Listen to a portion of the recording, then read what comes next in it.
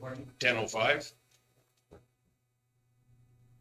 Is there Andrew sent out additions? Is there any other additions? Are they included in the package? They're on your, They're on your consolidated agenda, but you should, the motion should include them as additions to the packages. They just went out last night. They're the ones in green? yeah. The ones in 8.1, 8.2, 12, 12.11, and 13.3. Yes, I want to have a brief discussion about fire authority, I guess, or the fire-related inquiries from a ratepayer. And maybe it should be in, I think it may be in camera, because Mr. Chairman, I think we should have both sides of every story before we discuss it in public, so just for that reason. Okay, we'll do this 13.4 then. Is that fine, Andrew? Yeah.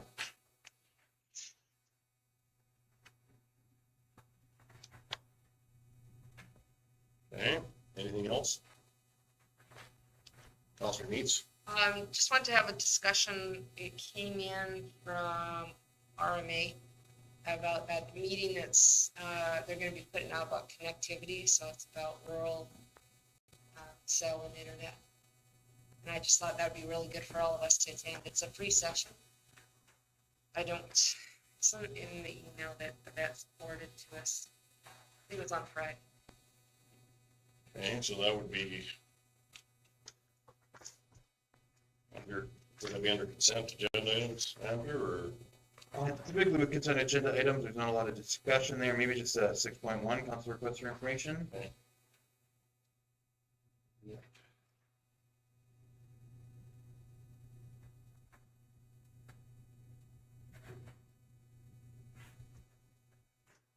Okay, Counselor Hendrick? We're gonna have some more discussion maybe on the budget on some items. That can be brought up all within that chart. Yeah, we're seeking approval of the budget, so if there's anything that's impeding council's opinion of approval, then we should address it at 7.3. Thank you. Counselor Stillberg? I'll have a verbal update on committee reports for library. That could go under 11.4.7. And I'll also move the agenda with the additions. Okay. No other concerns with the agenda? All in favor? Carried. Minute approval from the January 13th, 2021 regular council meeting. And there was one correction, was 3.1.1 tax penalty forgiveness motion correction. 12.01.13.21. For you to say. Page 5. Mr. Chairman, the motion that we had circulated and distributed motion just had the wrong amount. I think it showed 25,000 instead of 28,000. So we just want to bring that to your attention and show the corrected motion. This was Lynx Energy was forgiveness. Counselor Stillberg? In the minutes under the public hearing portion, I had called the public hearing to order, and then throughout the public hearing, it's got my name in every other spot. It was just a typo basically, but let's make it consistent. And then I will also move the minutes with the corrections. Counselor Tender? That included when we reconvened. Not really sure if Larry had brought up the reconvening at 1 o'clock. No, I think I asked Larry turned it. Yeah. He carried the meeting all the way through. So. Okay, any other comments, questions on the past minutes? All in favor? Carried. No delegations, no public hearings. I guess we will go to 6.1, internet conductivity session. Counselor Needs? On Friday, we received an email from it's the contact RMA newsletter, And one of it is registered for the rural connectivity, and that's March 23rd to 24th. And it's just, I'm not sure if it's individual company or, but they're talking about rural connectivity. I just thought that might be interesting for us to listen to. It's free. Just knowing that our rural residents are having a really hard time with connection this past year. So Okay, what date was March 23rd and 24th. the same session, 2 different days, or it's 2 different dates? Okay.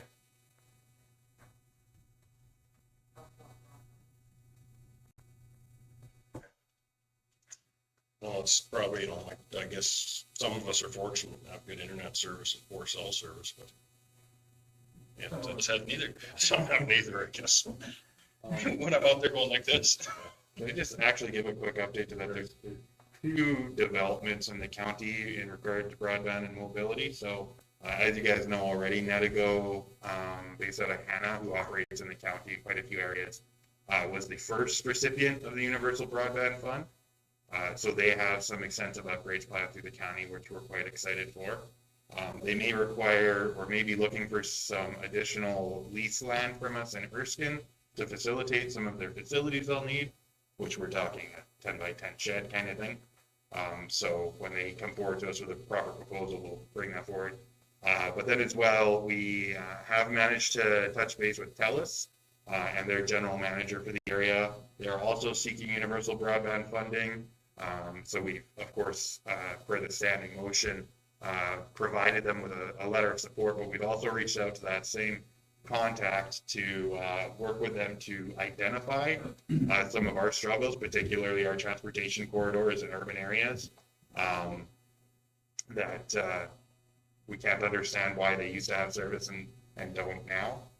And then as well, trying to get that broader broadband. So the county administration has been successful in being able to reach out to at least TELUS to try and help improve their mobility service and direct their efforts.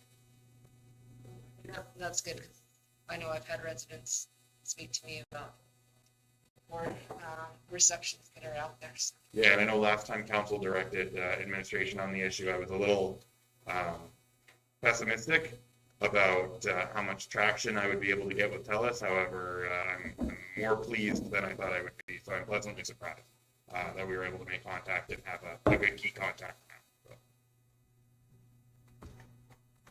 Libera is just another Netigo kind of thing. Pardon me? Libera is another Netigo. Likely. Like. Yeah, there's lots of small providers out there. They're all looking for the same funding, and there's, in fairness, the federal government's been handing out a lot. So, yeah, especially these local guys. They know the locals, right? You know, Netigo's done really, really good things in the county because they're local. They're our neighbors, right? So that's really helpful versus the bigger names that are nationwide and don't know the local issues.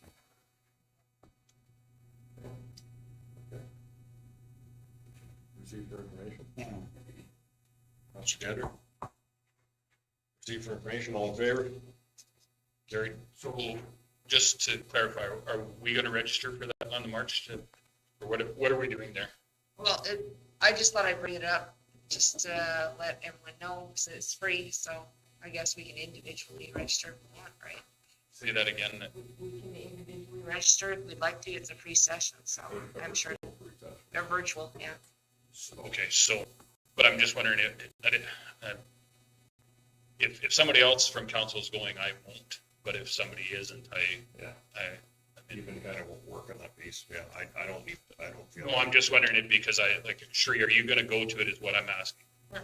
Okay, if you go to it, then I won't. And then I just don't think we can get one person to get that information. We don't need to send a whole tribes.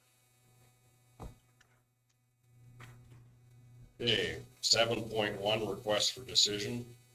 Read 2021 strategic plan, page 6 of the package. I will let Nikki speak to this. Yes, so we've completed all of our workshops and that included some public input earlier last year, and just before you is the, what I believe to be our final 2021 to 24 strategic plan, which will allow administration to follow council's direction as we move forward.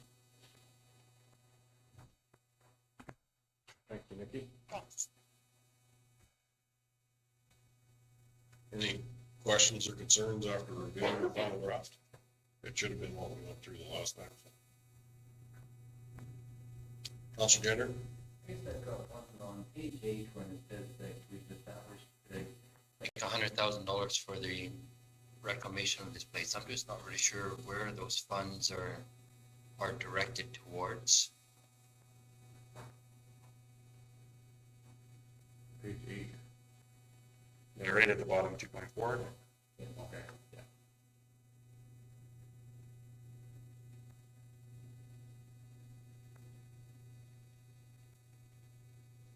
Has that been drawn through engineering, Rick, or what?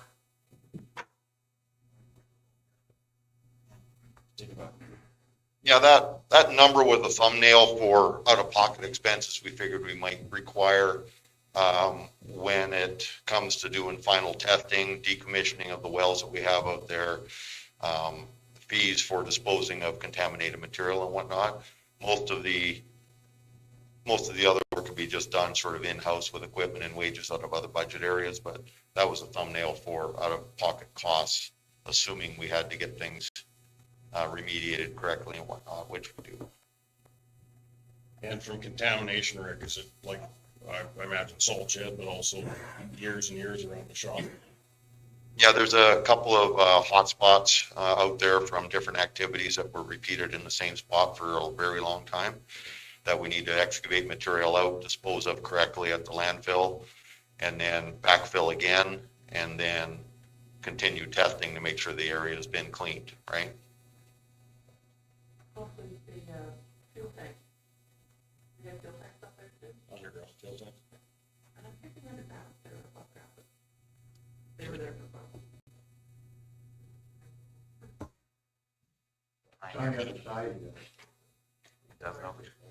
Yeah, if it helps clarify, right now, we haven't budgeted for that. We've just thumbnailed an approximate cost. When we get to a point where we have to put the hurry up and finish on it, then we'll look at putting it in one of the budgets, but I'm kind of working into it right now with just labor and equipment time as we have time and staying away from the hot spots we have to remediate. Okay, so this part, it does not include, say, a part of where, like, we've started excavating gravel out of here. That does not include that then? No, those would, that's an estimated hard cost for consultants to confirm that we've cleaned it properly, any additional testing, disposal fees for the contaminated material, those kind of things.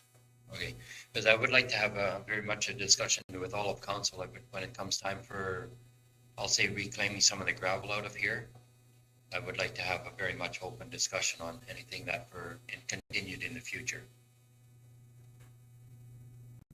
Not part of this discussion or in the strategic plan, it's just out of place for contamination and one cleanup. Okay. Any other questions on? Council motion that we adopt this strategic plan as presented. Any other questions, concerns on? All in favor? Carried. 7.2, for decision, asset management plan adoption, page 12 of our package.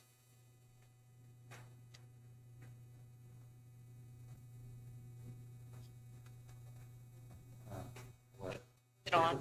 Yep.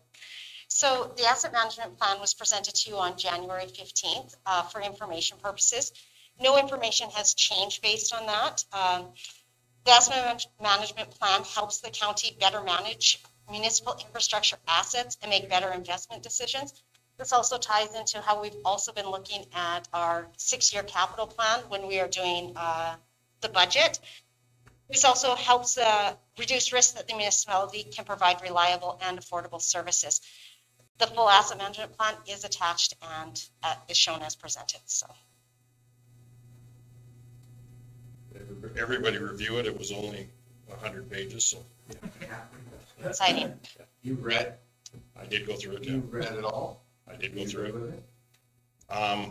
There's a couple items that it's, in theory, it looks pretty good, but I guess as long as we know it's a work in progress for other councils in the future, because there's some statements in there that could indicate, it looks as if some projects would be rate, user funded and other ones would be tax funded. And I think that's up to the other councils to deal with. But it does lay out a plan on how you would maintain those assets if that was the solution you took. So I think as long as we keep that in our mind, and as long as people know that it is a plan, but it's a plan that can be changed. Is that correct, Yvette? Thank you, Mr. Chairman. Yeah, to me, the asset management plan reminds me of the road study. It's a document for council to refer to guide them, but it's not written in stone. It's a guideline. Because like any living document, like even our land use bylaw, it's almost redundant the day we write it because circumstances change all the time. And our capital assets change on a almost regular basis, but you do have to start from a plan. And I'm with you, it was a large document and there's lots in there.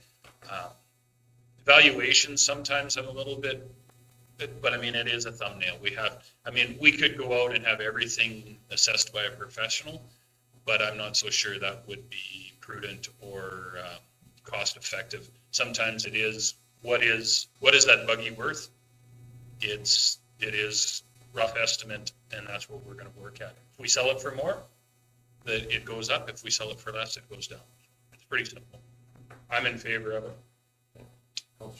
Yeah, I think it's a good tool, and like everything maybe isn't gospel, but it's a place to start, and I think it's a good overview, and I was happy with it. It was a lot of work. It was our staff put a ton of effort into it, and our professional person that was doing it, I think he was very pleased with their assistance, but I'm happy with it, and I would like to make a motion to adopt that plan. Add to it that it's a working document. I think it's kind of been up. Okay, sure. It is a working document because it's just noted everything changes fairly rapidly sometimes. Mr. I think I found that the hardest part for me to accept it was, say, like the condition of, say, like the roads. I don't know if they put, say, like a 30 or 50-year lifespan on these, but being that we're not rebuilding roads anymore, with this document, it's going to keep on being depleted down to the point of where the roads, none of the roads are going to be of value, but every road has a value in here. So that's the hardest part that I had to kind of accept was the shape of 95% of our roads where there's no service left on. I think he mentioned that because the only criteria he has is age, and they sort of depreciate out. But it doesn't mean that they're not valuable. I mean, it's just they don't have the proper criteria for putting them in that plan, I think. But because we've maintained and gravelled whatever all those years, so they're still have the value. It's just that the plan doesn't have a real good criteria for evaluating them, I think. So then they come out like that low. Just so you guys are also aware, even though we have our gravel roads, we don't fully depreciate our gravel roads in the county of Stettler. When we originally passed the TCA policy, we made sure that there was a value left, a residual value for all of our gravel roads, because there is still value in them. And so that is something that we also want to look at. Do we need to update and change that as well? So we don't fully depreciate those roads, so we still identify that there is value absolutely in our roads.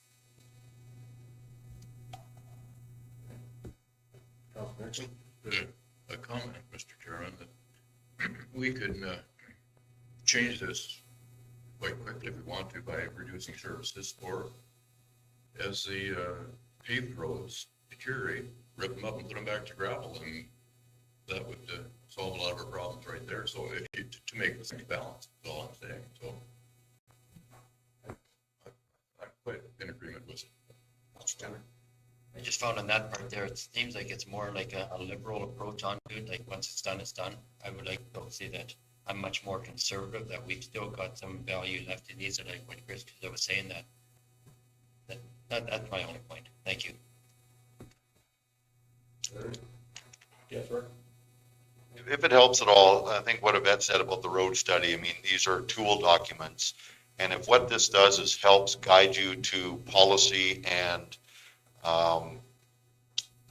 projects and whatnot in the future that you can identify as you go, and also, you know, things like how you put money away for replacing and rejuvenating things. I think that's where you really have to focus. I mean, very much, you know, an asset management plan done like this is very much an accounting exercise, not necessarily the functional, how I'm going to manage a road network, because they haven't put all those criteria in there for us to make decisions on. We have to work with that and develop those strategies going forward with your blessing on those things. So you shouldn't really take it as 100%, this is what it is. It's a snapshot in time, it's a guiding tool, and now we need to work with it and start developing plans, if that makes any sense. Yes, Yvette? Just one more comment. I think that like Krista did a great job. She jumped on this. We got grant funding to do it. We're leaps and bounds. We met the criteria laid out for us by Municipal Affairs. It's a good document. And when we did our original TCA and we went through and we did an inventory and everything, I mean, we had roads that we had absolutely no value on because somebody knocked a few trees down and threw some gravel on top of it. And those roads are still being used today. So roads are always going to have a value because someone's going to be able to get down them either in a truck, a combine, and God forbid a quad. You know? Roads are bad for quads. We have a limit on quad. There is actually. Counselor Nixon. I can't top that one. No, since I've been on council, we do this every year anyway, you know, we're always concerned about the, not letting our rolling, capital depreciate too much for sure, and not let the roads depreciate too much for sure. We've been conscious about that. I think it's a natural thing, but this plan is a really good idea because it's right down to the percentage that we're sort of under, you know, if we keep going the way we are. So, I mean, I think it's a good tool. If I may quickly, Larry, the goal and the amount of years I did this type of work as well on the other side of the world, the goal when we're explaining this to clients has always been, we take a snapshot, we condition assess everything, and we have a number associated with it. The goal is to try and get that number and the condition up over time, not to let it deteriorate more. So you can use this very much as that baseline for, are we getting better or are we getting worse as we continue to update and analyze this over years, right?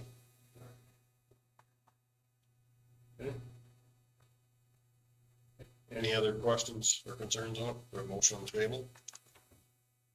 All in favor? Carried. Request for decision, 2021 to 2024 budget, page 125 to 150. Let Krista introduce this one as well. So last week, or my weeks are starting to blend together here, we presented the 21 to 24 operations, also the capital budget for 2022 to 2026. Our requirement is to come in with a balanced budget for 2021, and we did have a balanced budget with no tax increase. Only tax changes are to do with assessment. That being said, what before you is no different than the budget we presented on February 2nd, and I'm not sure what else I need to say. Thank you, Krista. Questions on that? Councilor Gender?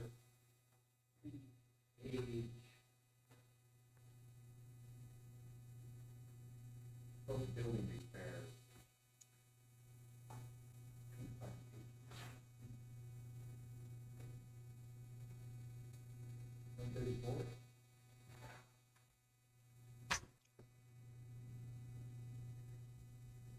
Yes, building repairs and maintenance. I just noticed that they just Jumped a fair amount of percentage in there. There's that one in there. The public work, the line under it, public contracted services. Like it's made quite a substantial jump in there also. Then on the two lines down under there, there'd be public works services contractors.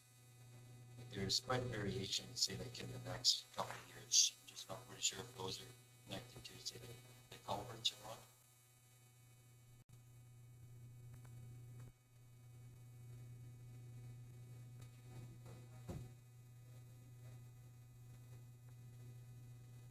I think some of that money, if I may, Mr. Chairman, would be, as we continue to move things from this yard out to the public works yard.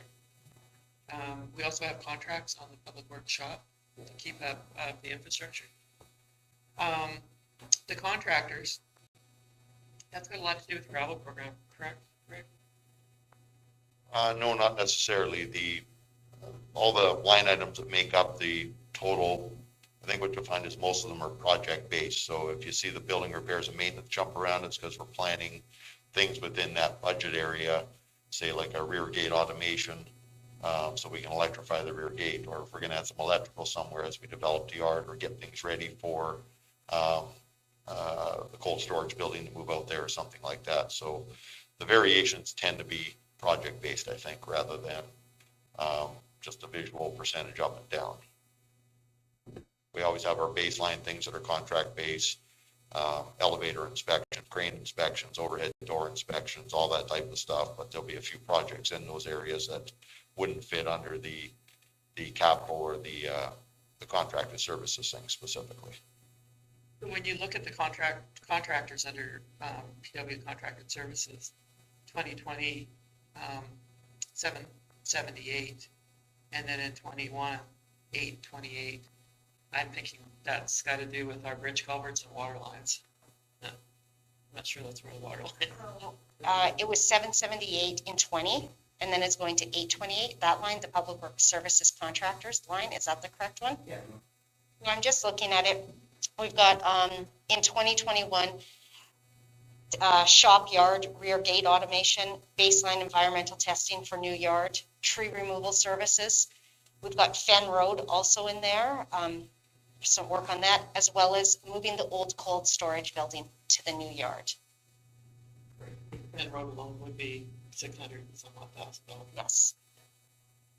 Councilor Grover? Quick question, is there any, help from the government to do those roads? Fenn Road is going to be, Get any grant for it? yes, the Fenn Road is 100% paid for with the stimulus program funded. Okay, that's what I thought it was, then I didn't. So we have to expense it, and we have to Oh, take yeah, the grant. expand it and deal, but it's zero. Okay. Thank you. And where would our gravel crushing? An inventory adjustment, Yeah, so The labor for that would be an inventory adjustment? cash flow basically. Who's the contractor? Yeah. Should be good at this by now. Yeah. Yeah. Any other questions? So Chris, Councilor Gender and then Councilor Grover. I guess on page 141, I guess it's back to the Battle River research, that we've knocked it down to $5,000.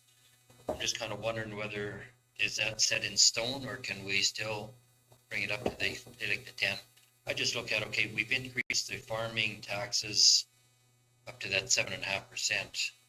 I'm just kind of wondering, like I've asked Mr. Grover to send an invite to this Battle River. I'd like to be able to see them come in and make a presentation on what goods that they can really provide into the county here, but I would like to be able to see that brought up to sit back to the 10, please. Basically, we projected cuts on loss of assessment. Basically, for our case, it was the 35% shell gas tax initiative on the Trident properties that didn't sell. And so we do have a little bit of that. So anyway, we budgeted about a $500,000 loss in tax dollars through Linear and M&E. Then, so we cut appropriately or accordingly. We also have budgeted for a 25% loss in the MSI granting. If those all come to be, this would be the budget that you're living with. If we have some gains on assessment, or if they don't cut the MSI because that was the first case scenario, you can restore some of that funding when we bring the budget back to you to set the tax rate. Grover? So that grant was what, be 638,000, that's what we think we're gonna be short there, right? It's roughly between the operating and the capital, it's roughly around 3 million, so 25%. And Fenn Road is in and out is 100% grant. Yeah, it's 100% grant, but it's out of that 600,000, it's a third of it. No, it's a totally separate grant. It's a stimulus funding. So in that 600, so it's included in there? Yes. Okay. Kristen's got it in revenue. If you look at it, 0132 grant revenue. I don't know if she's got it named or not, but that's where that money is. Okay. Thank you. Mr. Chairman, I move the budget. Okay. Counselor Everett, thank you. Any other questions? Counselor Needs? So, when you're moving the budget, Ernie was talking about the 7.5, you're just moving the budget as presented, 0, no tax increase. Their budget has that allotted right now, and when I think we come back and the council in May, we will set the mill rate and decide where we're at, because we don't know our assessments yet fully, and then we'll make that decision. The budget is what we have in front of us today. No, it's not with any tax increase. The mill rate will be set in May, yeah. Yeah, so just to clarify, Clarify. the tax revenue lines do anticipate additional revenues this year. And we can't say whether that will be through a tax increase or an assessment increase until we've actually got the assessment to know. But at this point, it is looking favorable to not require the tax. So if we had a huge assessment decrease, this council may have to make the decision at that time either to cut some of the budget or change the mill rate at that time to reflect a different outcome. So, yeah. Counselor Grover? The one that's going through today is a 0, right? No, there's increases in the tax revenue. They're increased 1% on residential and 7.5 on farmland, right? That's what I understood. Basically, it's calculated. It's today. The revenue that's what's in front of you today, That was my question. Whether that's recognized through an actual tax increase and when you set the mill rate, or strictly through assessment, we're just reflecting $150,000 of additional revenue from taxes. In our last reviews, that's exactly what we were showing, so.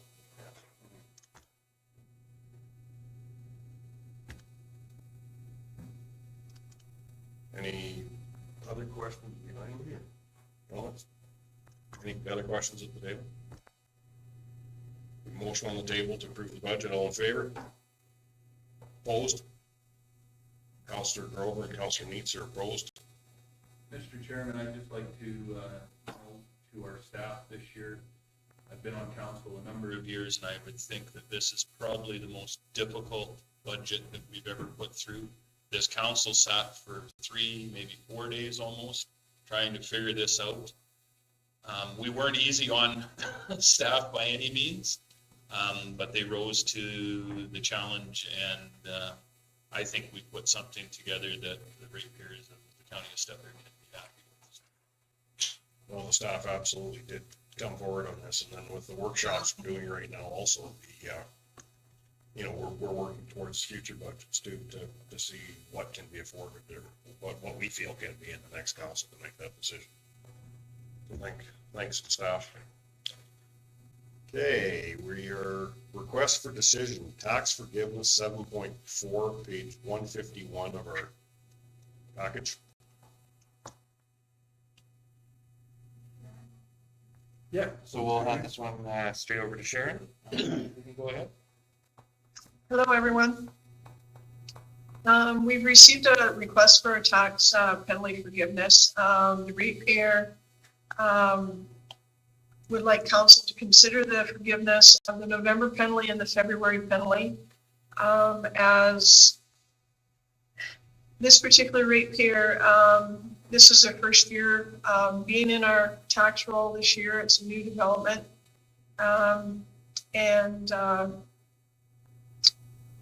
With the current unpredictable environment, they have unintentionally missed paying the taxes by the deadline.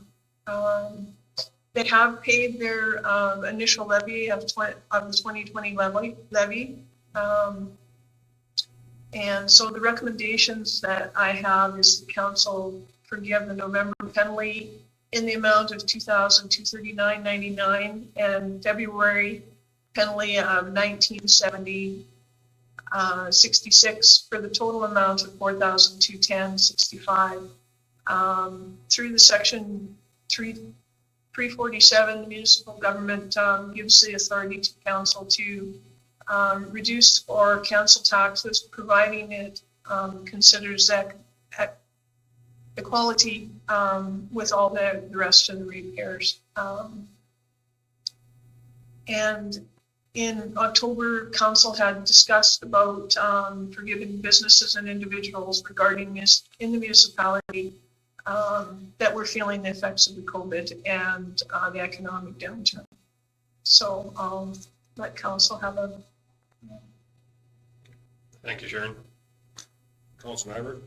So the question I have, this person didn't come to us ahead of time like the other penalty forgiveness that we have taken. They just basically forgot that they had taxes. We do still mail out notices, correct? Even on new properties? This is a new business in the county of Stellar, and I think that they were pushing pretty hard to get up and operational, and I think they got hit with the COVID, and they were sending most of their staff, especially their accounting staff, home to work from home. And I think what happened, and they believe this too, is that it just ended up on the side of somebody's desk. It was just a mistake. But it is a brand new business in the county of Stellar. We've given other breaks to other business owners in the county of Stellar. And they're just asking, basically, if council would consider doing this for them. Councilor Stolberg? Just for clarification, it said the levy was paid on January 29th, and then, so why was there a February? Is that I think it would, Penalty would be, correct me if I'm wrong, Sharon. the The January penalty- penalty would be on the February, or the February penalty would be on the November penalty. It compounds. You get that right, Sharon? Sorry. Yeah, it does. It compounds. So yeah, it compounds on the February penalty. It's whatever is left outstanding of the taxes. And at that point in time, when I first originally wrote this up, we had not received the payment yet, but in the duration of between the request for decision, we received their payment. So basically the penalty is calculated in February on the full amount that was outstanding. So it's just a matter of us canceling the penalty if that is what council chooses to do. Go ahead, Andrew. Just wanted to clarify the timelines, because of course, as soon as the post office marks the envelope, that is the date we use. So we may not have received it until after the February penalty would have been calculated, but then it would get voided out. And this, as Sharon advised, this RFD and package went out prior to that happening. It would actually, it sounds like the February penalty would be it would be less. It would be the penalty on the penalty. So. Mr. Nixon? I'll make a motion, Mr. Chairman, that we give the November 1st penalty in the amount of $239.39. Andrew? Whatever says there, I'll make that motion. Mike Wayne, Pardon me? your mic, he was talking about reading his paper. He was reading off the other side of his desk. I will move staff recommendation number 1. Sharon, did you have something else to add, or you just couldn't hear prior to that? Well, I Sharon, I'm couldn't just hear. mumbling. For one, I do have something else to add. Okay. The amount of the February penalty that's showing in the RDF was also in the requirements of the time, how the time breaks out, is we place the penalty on February 1st. So if we hadn't received the payment through the mail until the 4th or the 5th, we may have already put the penalty on. So that's why the February penalty is showing the amount that it is showing.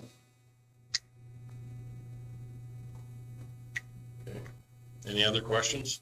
Councilor Gender? Yeah, more of a statement that I believe that the county should be sending a message forward that we are open for business and not trying to kill business. It's great to be able to see any business come into here.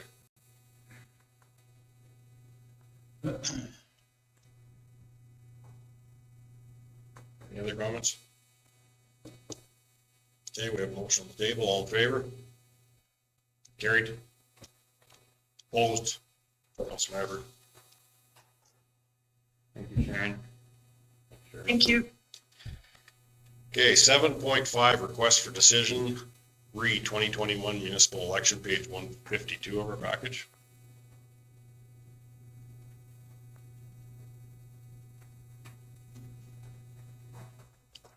Mr. Chairman, I can take this. If you would please, So as we brought up a few times, this is a fun new reality in elections as everything's backed up to the beginning of the year. So these are motions you'd normally see in May, June, or even July. But as our returning officer is getting things put together, we are looking to get a few election-related issues that require a resolution set now.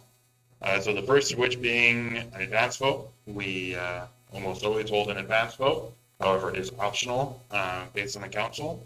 The proposal this year is the same as in prior years, the Thursday and Friday prior. Secondly, that we authorize an out-of-ward vote in Stettler, where anyone can vote in Stettler. We've done that for the last number of years. It works well for, wherever you might be. If you're going into town that day, you can just vote in Stettler and you're done with it. It usually sees quite a bit of traffic. Thirdly, we need to set the identification requirements on how you prove who you are and where you live. We have in the past just gone with exactly the same thing as the province, which is the default. So we just need a resolution confirming that you don't want additional identification requirements or don't want to provide additional forms of identification that may be required or could be used. Fourth, we have the ability to do a special ballot. We've done this in the past as well. It's the mail-in ballot. This is really useful for people who are going to be out of the area for an extended time and can't make the advance vote or the actual vote. And lastly, in the past, we've authorized the returning officer and the deputy returning officer to attend the residence of an elector. If they're unable to attend, this is otherwise called incapacitated voters often. I don't think we saw any requests last year, but in the prior two elections, we had one or two each, usually good for a good story or two. But it's helpful to catch people who weren't expecting to be incapacitated at the time of the vote and therefore couldn't do a mail-in ballot and can't leave to be able to do the advance vote or the regular vote. We've done all these things in the past, so we would be looking to basically just stay status quo. And that's staff recommendation. Councilor Grover? Move staff recommendation. I've got a question. What would happen, like, we don't know where COVID will be. What would happen with COVID? They will have to have a plan in place as to how that'll work, but it will likely be PPE. If you're authorizing incapacitated voters, then we will find a way. That's basically it. Okay. There could also be a run on there could also be a run on the mail-in ballots. If people feel comfortable coming to a polling station, they may request the mail-in ballot to do the vote. Well, Polling station at Walmart. We additionally A funeral or wedding? we did budget cognizant of COVID this year. So you'll likely see probably one more deputy returning officer at each polling station, just handling cleaning if COVID is still a concern in October. Which, I don't know, I don't ever feel like it's going away. So it's probably gonna be a problem. I've lost hope, I'm sorry. Okay, we have a motion on the table. Any other questions? Seeing none, all in favor? Carried. Unfinished business, 8.1 memo, re Carlisle's Estates MR additions, page 3 of our additions package.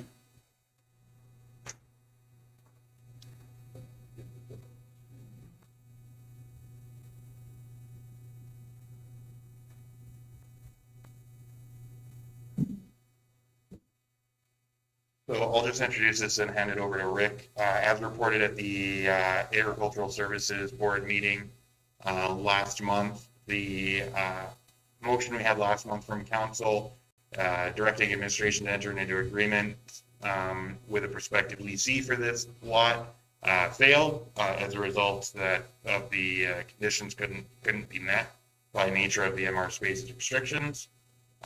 Therefore, administration is looking to not lease this land, and Public Works has instead looked at a more appropriate use of the land, which would be a public recreation area or public park type space, and has proposed that concept in this memo. So I would hand it over now for Rick to speak to that. Go ahead, please, Rick. Yeah, so basically the plan would be to clean it up basically and get it ready for, and start developing it for other uses if that meet the requirements of the MGA, I guess, for MR. Initially, I'd like to get an approach built onto it so we got better access to mow and to level it all out. There are a few bad spots in it that are a hindrance to mowing. We do get a lot of service requests on this area. So that in itself, oh, hang on here. I shouldn't have touched that. Anyways, I remember it. That in itself, you know, it'd be nice to be able to clean it up and start developing, whether it's little seedlings on a perimeter to create a shelter belt eventually. The goal isn't to do everything all at once. It's sort of to work our way into it, clean it up, keep it mowed, start a shelter belt up, and start providing it as use for other purposes over time. Maybe build a pathway system and eventually in a few spaces and or, you know, low spots that might be good for skating in the future, that kind of thing. So I'm just looking to see if there's an interest in working it like that, or basically just walking away from it like it's been in the past, leaving it rough. Not looking to spending a pile of money on it, just getting started with manpower and equipment. Councilor Grover? So we were gonna rent it out for some money, now we can't, and so now we're gonna put, how much your estimate to put in approach and put in seedlings and try to get them to grow in some of that alkali or poor quality land along there won't grow trees. I don't know, I think just leave it for now, with the economy that we're in, just leave it. But that's my personal opinion, thank you. Okay. Thank you, Mr. Chairman. So one of the largest complaints we get back there is that the grass gets high, and it gets dry and fire. And we get lots of complaints. The drier it gets, like later on in the fall, we get lots of complaints. So that's basically, I think, one of the reasons why originally they leased it out, to have it grazed down. But yes, and it can get quite unsightly when you get all that dead grass and it gets quite high. So I think we'd have to look at doing some kind of mowing on it to keep it down, just so that we don't create a fire hazard. You get a plane that has problems landing, gets sparks off the runway, anything can happen, or it could ignite. Councilmember? So just a couple of comments. Rick, of course, you're close to an aerodrome there, so you'd have to keep those trees within reason. Also, just check maybe with Melissa, because I know they were talking about that new,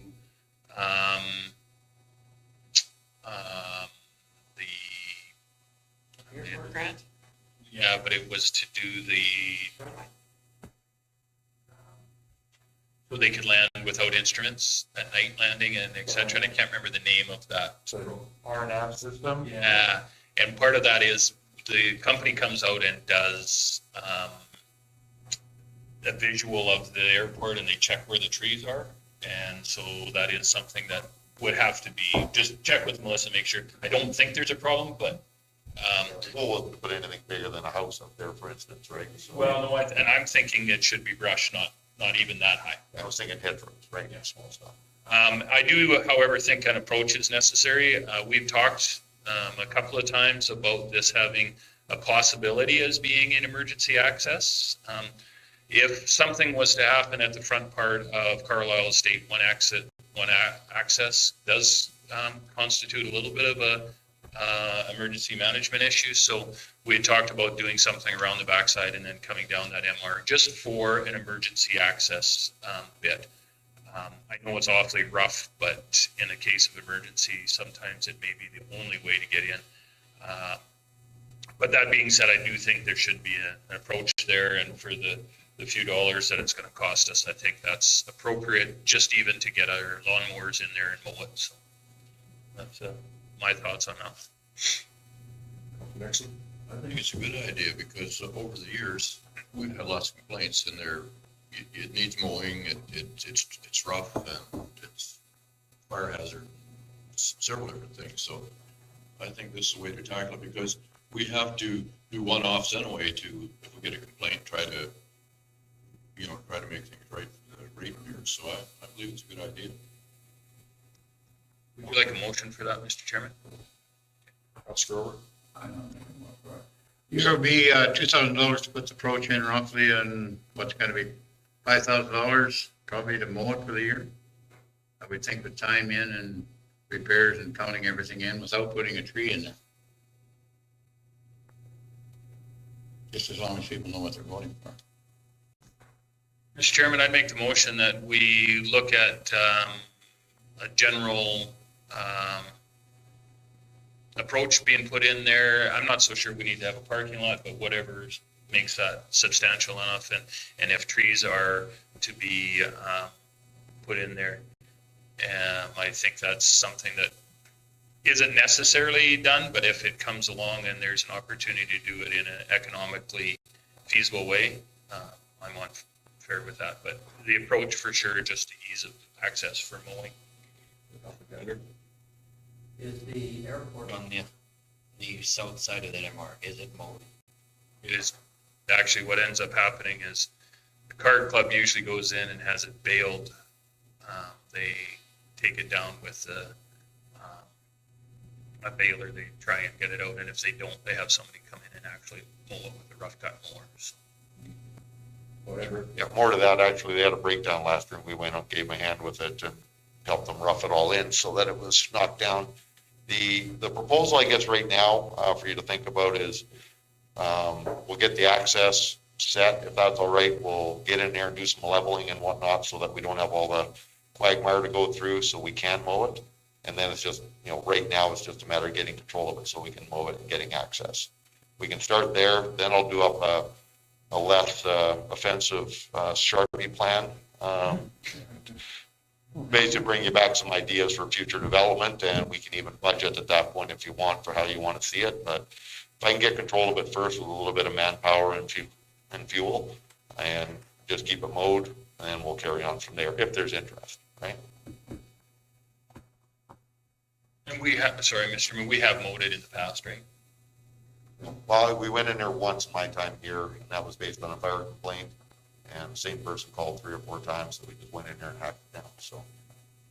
So right now, it's just for the approach, so that we do have entrance into that MR, just so we can possibly level it out and for future mowing then. And I was thinking about running a grader up there and trying to get a lot of the undulations that get in the way of the mowers so that it's a little safer in there for them. And then we can run really fast with the mowers as well. Last time we did cut it, or the one time we did cut it, we had the big tractors go in there, and that was even tough on them to go through some of the garbage, so. Councilor Needs?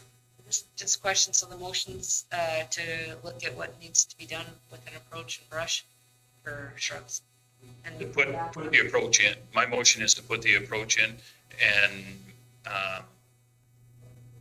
I don't even think we have to do anything else unless we get a complaint. I don't think it has to be mowed. If we get a complaint and it's deemed that it's a fire hazard, then we'll mow it. But we don't have access to that right now. So I think we need to put an approach in there. So I'm not willing to put a whole bunch of money into this, but an approach makes sense to me. If I may, Larry, access is part of the worry as well. We'll try and make sure that there's a visual area there that you'd be able to run on if you had to. Because right now, if the grass is tall and somebody ran a fire truck in or hit one of the wet, low spots, they ain't moving anywhere. So that's one of the issues there. If we're able to get it cleaned up, we can smooth it out and make it accessible if that's a goal. Counselor Grover? I'm in favor of the approach, but I'm not in favor on the grader in there, flattening everything out. Putting thousands of dollars into it, in an economy where we don't have any money. Sorry, I'm gonna vote against it just because of that. My motion is just to put Approach in and instruct.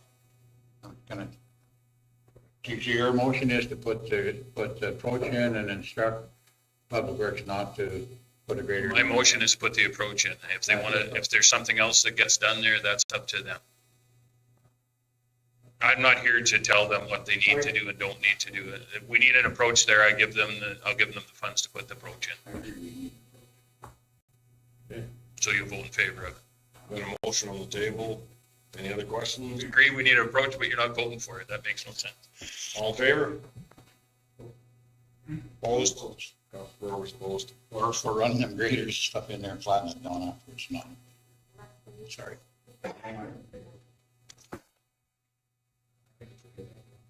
Okay, 8.2 memo, private wastewater provision additions, page 6 of the package of additions. Chairman, if I can, I'll speak to that to intro it. So we received the attached letter on Tuesday. So the Buffalo Lake, calling what they call themselves, the Buffalo Lake South Shore Water Quality Committee sent this letter. And they've been following the wastewater bylaw that we introduced last month. So of course, with that wastewater bylaw, we introduced a couple provisions to try and ease enforcement of private wastewater systems, particularly as it results in non-compliant systems. We have some issues in multi-lot residential at the lake, as well as some areas in Gadsby where they're just not operating properly. They're leaking, they're draining, and we were trying to find a way to easily rectify. As I advised last month, I was worried that our provisions would be able to virus our authority or outside of our authority through the Safety Codes Act and would be in conflict with that. So our legal advice did weigh in and confirmed that. So we removed those two provisions from the bylaw. Well, that's our bylaw, not theirs. So I'm just, when I read this, I'm not sure who wrote it is where I'm at. So the pieces you see in their bylaw, or pardon me, the pieces you see in blue at the beginning of their letter were the original two provisions that have been removed from first reading to second reading of our bylaw. Those were the provisions that our legal counsel indicated were in conflict with the Safety Codes Act and therefore inoperable. So they can't be in. So we looked at this quite a bit, and when the committee saw that had been removed from the bylaw, in the bylaw report, when we put out the package on Friday, they did get in touch with me over the weekend, and we've been back and forth a bit, and I've explained the detail behind the authorities and case law that indicate this, and so that's largely what my memo speaks to. The committee did propose the second set, saying, well, what if we change it to this? Would that help? Unfortunately, it doesn't. The key provision that this sort of runs into is the Safety Codes Act specifies that a municipal bylaw cannot try to regulate a matter that the Safety Codes Act already regulates. And the proper operation of a private sewer disposal, the safe operation of it, and even the enforcement of it, those are all matters governed by the Safety Codes Act. It's pretty explicit that we don't have the authority. There is some case law that shows that authority well, and when a municipality was on the right side of it, where they, Lacombe County governed whether they could permit any private sewage, and the judge ruled in that case on appeal that that's not governed by the Safety Codes Act. Whether it's permitted at all is not, just how it's operated is what it regulates. So that reinforces the provision we've had in our bylaw for a long time, which says that the CAO may require a lot to connect to a public wastewater system when they're adjacent to. That's what the Codes Act versus Lacombe shows. But it also showed the considerations of the judge as to how our proposed provisions just weren't on the right side of the law on this one, unfortunately. So I have summarized some of the options council could have, because of course, this is an issue that council has directed and supported resolution of. So we've got a few different options to look at in the long term. And I have outlined those on page 9 of the additions package. So there is some authority under the Safety Codes Act to indicate what type of septic systems are installed. The IDP, for example, does indicate at the lake that within 800 meters of the lake, you may only have a private sewage system that is a tank-based system with a pump out, right? No field systems, nothing with an outlet. That's legal. That's fine to have. We have that explicit authority. We don't have such a provision anywhere else in the county. So hamlets, for example, there are some that have fields. Unfortunately, that would only capture new development or redevelopment. So it does have that drawback, and it still doesn't protect us 50 years after you've installed that system, and it just hasn't been maintained or operated properly, and you're not, you noticed you didn't have to pump it at all last year, and well, bury my head in the sand and let it go wherever it goes. So. Secondly, we can try and lobby the Alberta Safety Codes Authority. So they're a division of the Safety Codes Council, and they're the Safety Codes Authority for unaccredited municipalities. So we don't enforce the Safety Codes Act. We don't have any accreditation under the Safety Codes Act. Many municipalities do, many don't. We're one of the ones that don't. So we can try and lobby them to undertake the enforcement, to do inspections and proactively address some of these issues, or more specifically, if there are complaint issues, to respond to those complaints. They're the ones that the Safety Codes Act says have the authority to do all the inspections and enforcement in our area because we're not accredited. Thirdly, we could become accredited again. It's not a small process. There's a ton of auditing. There's a lot of cost behind it. We were previously accredited, but council directed on administration's advice to cancel that accreditation. One of the big concerns was just the liability of, we had to audit to make sure all the inspections were done, and, if we missed something, inspection wasn't done right, and liability would have been incurred, it would have come back to us. So that was one of the big reasons we got out of that game. However, council is willing to take on those concerns and costs to address some of our compliance issues, to have more local control, which is what that ultimately grants us the advantage of it. That is well within your authority. And then lastly, of course, it's the most expensive, but it is the most fulsome resolution, is a communal wastewater system for the entirety of the South Shore.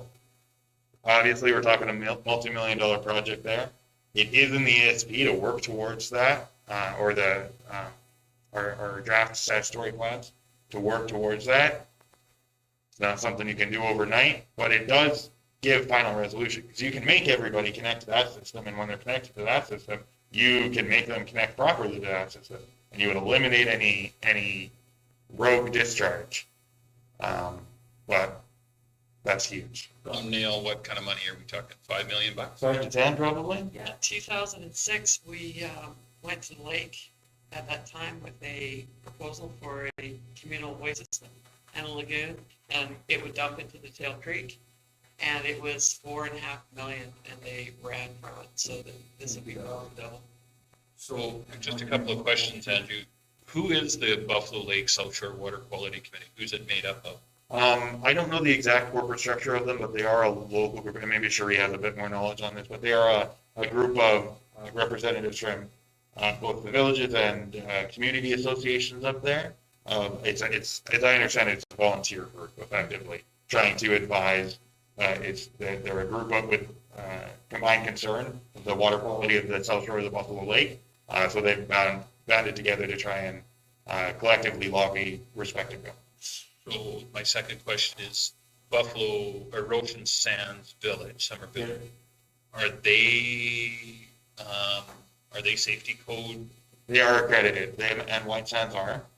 So they are going the route of the Safety Codes Act. Yeah, so I haven't looked at their bylaw from that perspective, but that was a question that came up, and actually it came up at the village meeting last night. They were kind of waiting for our discussion before they had a delegation from this water quality committee. So after that meeting, I did send an email back off to the committee and advise it will not be apples to apples between us and them. They have much different authority because they're an accredited municipality, and they can set bylaws that dictate how they operate under the Safety Codes Act. But they've taken on the liability, so if Mrs. Smith is not doing something properly with her sewer and it contaminates, they could be liable, correct? Yeah, assuming the inspection process, there was negligence in the inspection process by their contracted, safety codes inspector. That would be the issue, right? I mean, I switch my pump to be from a pump out and just crack it open and let it drain. Well, the municipality doesn't get liability for that, but if the system was improperly installed and my inspection signed off on it, that's where the liability comes back to. So, sorry if I can, Mr. Chairman, I have one more question. So why, we don't have authority to inspect, Right. but could we put a bylaw in place that, that we gave a free inspection? I mean, you can pay for an inspection. No, that we would, because this might be something that we could do, is offer a free inspection of your sewer system. And then we would know where the defaults are. And if people don't take us up on it, we know that they are possibly the problem. I don't think. We would have to hire them. What's that? We would have to hire them. We would have to hire safety codes, even outside the accreditation, if we're doing this there are, again, the liability issues come back if we sign off on your system. We're not signing off. We're just doing an inspection and saying, Mr. Clark, here's your inspection sheet on your sewer system. Just to let you know, you've got a basketball-sized hole in the bottom of your septic tank. Oh, I did not know that. It would require a safety codes inspector to do it. To do it well, to have somebody that has the knowledge, you need a plumbing inspector. We could hire a local plumber to do it. I would advise that specifically a safety codes inspector would be necessary. But yeah, we can't, at this point, we can't require anyone to do anything. That's the problem. Councilor Grover. If we make a bylaw that it has to be inspected, then it has to be inspected. No. Either they give us a sheet. Oh, you got a double standard here. Yeah, in this case, the Safety Codes Act explicitly defines that a bylaw cannot purport to regulate any matter that is regulated by the Safety Codes Act, and the inspection process and compliance processes are matters contemplated by that. We have a double standard. You go to do a subdivision on a quarter section, you have to have a sewer that sewer is, and that's up to the person that's subdividing it. So what would be the difference if they had a lot that went along the lake and you told them you have to have one done? We can't go in and say you have to get it inspected. Not even if we have a bylaw? Even if you're an old farm, they're not I think with a new inspection, we could, right? That'd be part of your development New permit. development, you can make it a condition of the development or subdivision approval, but You know what, and you have to be careful. Remember, when you're passing a bylaw because you've got an issue with the lake. That bylaw goes all over the county of Stellar. So are you gonna start going out to farms and checking on, that'd be a never-ending job. Councilor Needs and Chandler and. So they can they can rename that Roshan Bay again, instead of what everybody else calls it now. That's Trying to do. We have control over new development, but we don't have any control over existing development. okay. Just, I've been on quite a bit of discussion with our residents and then back and forth with Andrew doing all the research for us, which is good.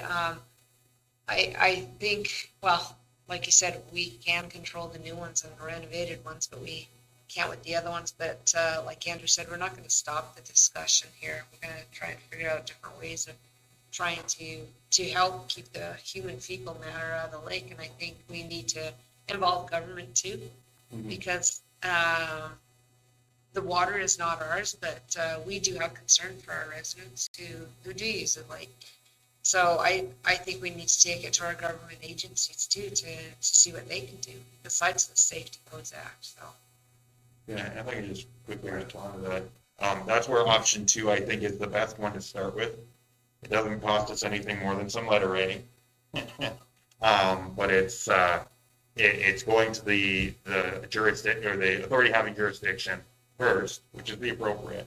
We haven't ever worked with them on issues like this, and they may have some creative solutions for us. So, and then as well, there are some, one of the issues that the committee brought up was, well, if we gear it towards the public health and the environmental concerns, does that give us more leeway to, get away from Safety Codes Act? And I actually said, no, it actually removes it from our jurisdiction more, because public health and environmental protection are things municipalities do not have a mandate for under the MGA. We can't really regulate it outside very limited specific scopes. So we need to involve AHS and Alberta Environment. But at this stage, we can start with the Alberta Safety Codes Authority and see what they can do for us with the inspections and try and accomplish what we were trying to accomplish. Councilor Gender? Like with the safety codes, are they gonna be as aggressive as what AER has been in the past for us? Also, it's like, if we put in our permits. Is that a shot, Ernie? I'm just gonna wonder, okay, if we put in the conditions for these subdivisions, that we have to have a certain setup for it. But we've got no compliance after that. We don't have no authority to build, go and say, oh, you have applied to it. Yeah, you're right. We can only say, really, when you build your house or you build your subdivision, it was in compliance then. Snapshot in time, unfortunately. That's the main drawback to the option 1 that I've outlined is, it's good to have. I mean, you're not going to get better over time, so you need to start at the best. But yeah, it's still a challenge. As long as they are compliant, and if they aren't, there's nothing we can do. Like AEP, or in this case, Safety Code. Yeah. They've got a responsibility. We get on their butts and get them. Yeah, the Safety Codes Council and the ACSA are arm's length. They're kind of like the NRCB in that regard, that they're arm's length from the government. So they do have possibly different mandates. They may not be as budget constrained, but that's usually the issue we run into in lobbying provincial enforcement, is just the budget and staff constraints that they have. They don't want to undertake our local issues. So it will take some lobbying, but I'm hopeful that we could see something and maybe even get them at the table with the South Shore group. So I think what we need to do is just let DHS know that through people's sewer, COVID's getting into the lake, and they will be all over that. They seem to have enough resources for chasing down people contradicting the COVID rules. Anyways, that's my political statement. We do have an opportunity still, do we not, through our current bylaws, as far as a nuisance bylaw, you are not allowed to let any substance go onto anybody else's property, plain and simple, correct? Can we not have people prove to us that they are not doing that? Is there no way through our nuisance bylaw that we can encourage people to prove to us that you are not the one causing the problem? We know there's a problem. We have that problem. We want you to prove that you are in compliance with our nuisance bylaw. Unfortunately, as soon as you cross over the line of trying to say, prove your septic system works. I don't care if their septic system works. I want to prove that it's not going onto the line. Could we put monitors along the front of the lake and see who's seeping, and I won't use the word I want to use, into the lake, fecal matter into the lake? There's got to be some way through our nuisance bylaw that we can enforce on this. The safety code, getting back into the safety codes, we were told, and again, this was administration telling us that this was 2 to 3 people project, new employees that we would be bringing on to make sure that we were out there and that we were doing the inspections and getting out there and actually, because we had to follow the inspectors to make sure everything was done. And that's crazy. That's just, I mean, it's an asinine system. I don't know. There's nothing in the nuisance bylaw to make sure that we can get this done. Well, that thing belongs in the museum, so, I mean, we're definitely gonna update it, and we can look into it, but Andrew's right, once you cross over to a provincial jurisdiction, that's why we send these water and sewer bylaws for legal opinions, because all I need is a bunch more bylaws that we can't enforce, right? So if my sewer is dumping out onto it's a pump out system and it pumps into the ditch, Your neighbor should complain, and who do they complain to? either AHS or safety codes, we have that issue. Not to the county because that's where it's going? Well, they can come to us, but we don't have the jurisdiction, so when Even if it's a nuisance bylaw? when we get it, we get AHS in our door, which I've had Mel here several times, sitting in the chair in my office going, what are you gonna do? Well, all I can do is make sure that the system is there and that they hook up to it. The rest of it is up to you. Fair enough. Councilor Stolberg? Yeah.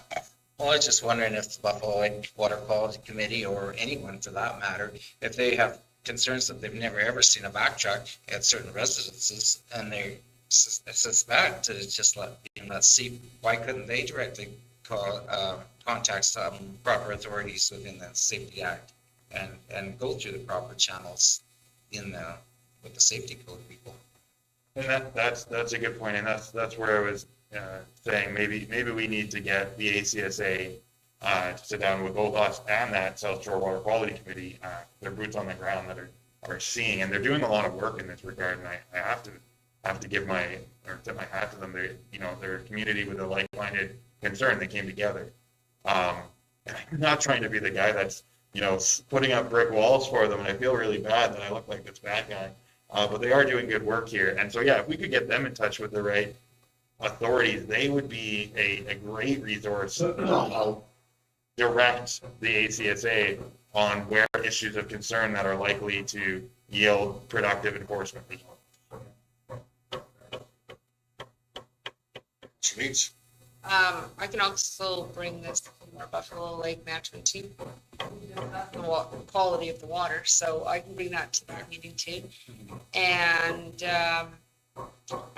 I think it's a really good idea to sit down with everyone, like Andrew said, and discuss and talk with people and see what we can do with government and safety codes to help enforce it, because they might not know everyone who is dumping into lakes. Sometimes it's hard to tell. So, but I know they do know a lot who are. So, it's about working with people and trying to clean up that lake. So, and then Buffalo Lake's IDP is coming forward in March, and we are actually discussing wastewater that day. So that is one of our main topics. So we're discussing this in March. Go ahead. Yeah. Comment, Mr. Chairman. With the way our development permitting is working, we're leaps and bounds ahead of where we've ever been. We at least now know that any new development, things are in compliance and they're installed right. What happens 10 or 20 years from now, that's different, but at least we've got it right at the beginning. Where before, we didn't, we didn't make them do show up with the permit approval, right? We've got that now. I'd like to make a motion that we proceed with recommendation to notify the Alberta Safety Coast Authority that there is other problems there, basically. Just, I think the first step's an awareness thing, so that, you need to document these things, and this is the first step, that there's a problem there, and we've noted that problem, and we want to bring it to their attention. And that, it's in their ballpark then. Chairman, if I could, Mr. Stolberg, would you take a friendly amendment and ask them, send a letter and ask them to come and do a presentation to us?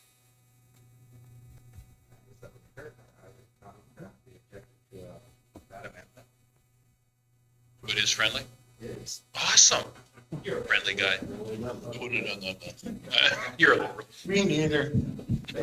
You're an open guy. I've just got a For communication never. I've got a question though. Can you ask for their original plumbing, like their original permit? Because some wouldn't have had a permit based on age. Yeah, and that would definitely be something that the Safety Codes Authority would have better luck with, right? Because if they can Yeah, they can go through the files and say, well, there isn't compliance. Well, that's an easy enforcement. You gotta, you gotta basically build a private sewer system at that point. Or prove yours is in compliance. So, yeah, I think the Alberta Safety Codes Authority is a good first step. And Mr. Chairman, are any of our neighbors dealing with this? Like, I'm thinking there's so many lakes around that I wonder if any other municipality has found the answer. We don't need to reinvent the wheel if somebody's got something. That's option 4. If I can, Andrew and I are gonna try and meet with, Rob from, Wetaskiwin County. Of course, he's got a wealth of knowledge dealing with Pigeon Lake, and these are some of the things we're going to address with him. Just, trying to find the time and get on my feet so we can get with Rod. He said he'd meet with us. Macomb County similarly struggled with the issue at Sylvan. Their option was the private wastewater system, and that's where we get the Kozak versus Lacombe decision from. If I had Lacomb's money, I'd do that too. Yep. I would love to. We do a lot of stuff, we have money. Okay, Within our means, but that's cool. any other questions on this? Oh, neat. And I'd like to sit down too with our Buffalo Lake South Shore Water Quality Committee, because they have been doing a lot of work, research, and talking to government, and talk with them and come up with ideas too, and for share knowledge. Any other questions? Concerns? Motion on the table, all in favor? Carried. Councilor Grover, or Councilor Nixon was out of the room. Okay, we've got, bylaws, 10.1, bylaw 1652, pardon me, 9.1, pardon me, agenda items. Was that what? Is that, yeah, I don't know if that's in camera conversation. I don't know if it's, the office or not, but, yeah, sorry. Again? Can we go to 10.1? Yeah, we've got, just since it's queued up and ready to, 10.1 is me. Yeah, we can go to 10.1. Okay, 10.1, page 165 of the package. All right. Sorry, good.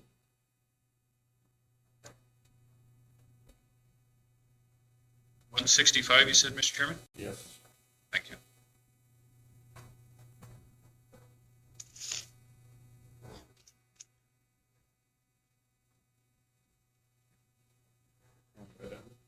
So this is the water and wastewater bylaw coming back to you. I apologize, I missed updating the recommendation page. It still seeks first reading there. We are seeking second and third reading of this bylaw. So the provisions that we just talked about have been removed. That was 3.15 and 3.16. That's the only change we've seen to this bylaw since you saw it last time. So we're still looking at rate changes and splitting the county up into different rates based on where you are and how much it costs to get you water. Councilmember, Mr. Chairman, I'll give you second reading. questions or concerns? All in favor? Carried. Mr. Nixon, I'll give you third reading. Okay, thank you. Councilor Nixon, You bet. questions or concerns? All in favor? Carried. Okay, Councilor Nixon, 9.1, was that to do with the subject you wanted to go in camera for, or was that another subject? No, that's a different one. Okay, we'll go back to 9.1. Is page 155.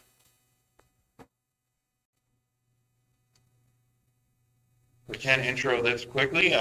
We received a attached letter from a ratepayer who had a fire response at their property. They are requesting review and forgiveness of their invoice.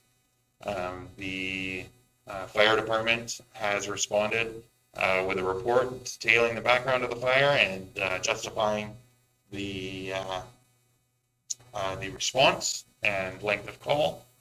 So it is before you. I presume you've all had a chance to review already.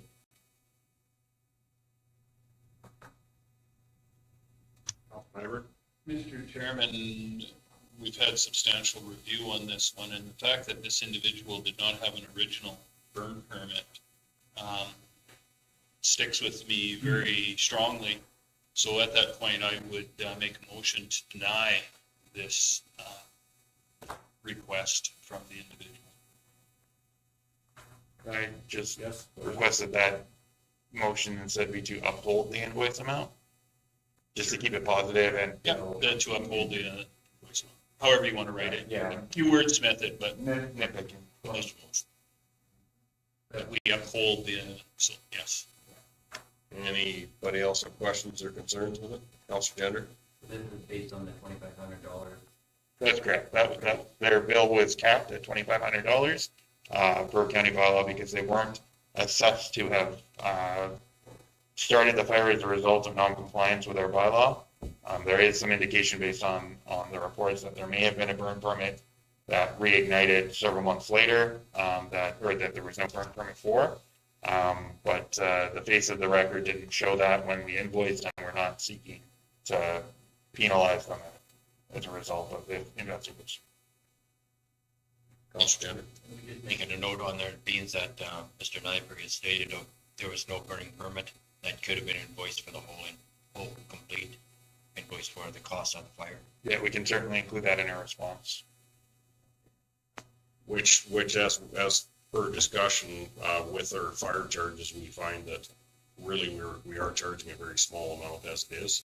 In this particular case here, there was an invoiced amount, there was the $2,500 that would be billed, but even the labor cost was not covered by either of those numbers, let alone the foam or anything else. So it is, the $2,500 is a fairly low cost. And the cost for a fire permit is, Yeah. Around a circle. yeah, so, I mean, there's no reason not to get a burning permit. And it's very easy and very simple. Counselor Gender? I think if he's If you doing got any questions, you could phone up his neighbor over there, Joe Gender, how fortunate he was in order to be able to just basically put $2,500 versus compared to the employees that could have been nailed to him if he wouldn't have. This was something that, okay, it was an undetected fire, no burning permit, nor to burn the building down, but you can be very fortunate on the outcome. Yes. Okay, any, Counselor Stolberg? I think it's important to always make it clear when corresponding with people asking for forgiveness of the amount of, to explain that if it is going to be forgiven or if it's not, that the amount of the capped amount is a small portion of the cost, and then the fee schedule amount is still not the true amount. It's a subsidized amount, and then there's the actual cost. So, and in this case, I mean, the fire report showed that the crews were definitely needed there with the location of the fire. And so I think that information just should be included. Any other questions, concerns? We have a motion on the table from Counselor Nyberg. All in favor? Carried.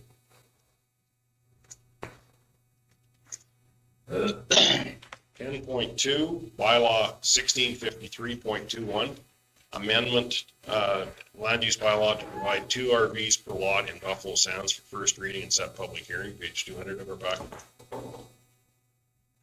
I believe this is Jacinta presenting this particular one, so I will turn it over to her. Thank you, Madam Chairman, Mr. Chairman.